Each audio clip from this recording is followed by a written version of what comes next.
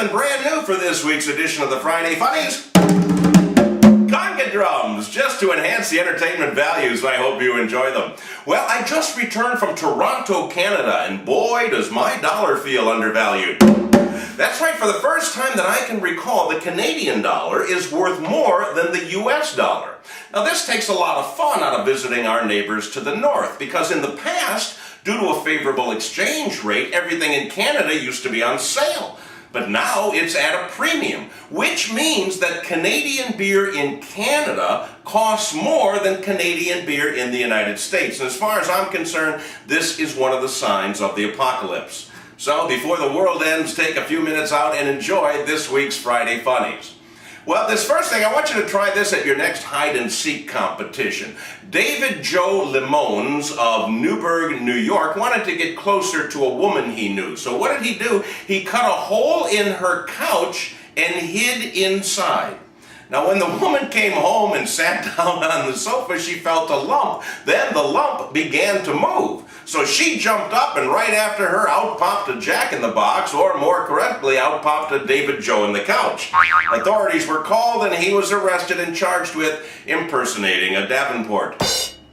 Well, float like a butterfly, drop like a stone. That's what I've always said. In Alton, Texas, an inmate at the city jail had a very clever escape attempt. What he did was he crawled through the air conditioning duct.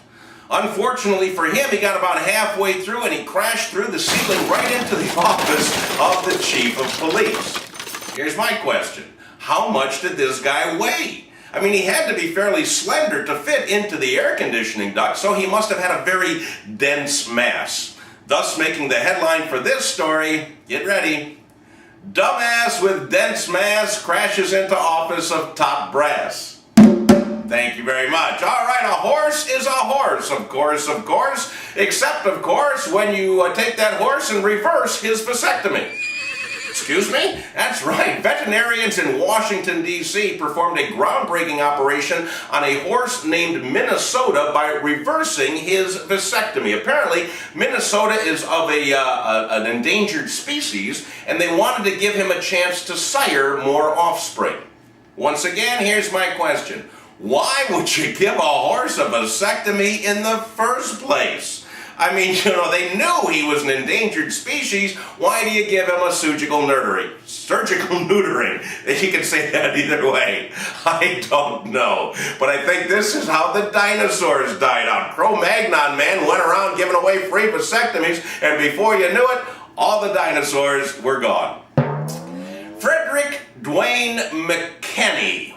Why do all crazy people have three names? I don't know, but Frederick Dwayne McKenney of Jackson, Michigan is under arrest and charged with stabbing his mother in the neck with a fork and assaulting another woman with 10 pounds of frozen chicken.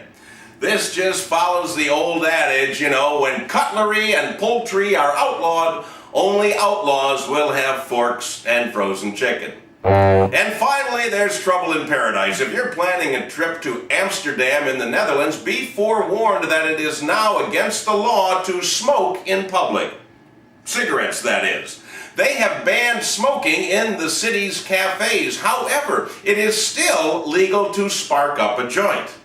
So obviously the ban was not made for health reasons. Apparently smoking tends to curb a person's appetite, while having a good hit of marijuana just sends that food tab through the roof. I got an idea for McDonald's, the really Happy Meal.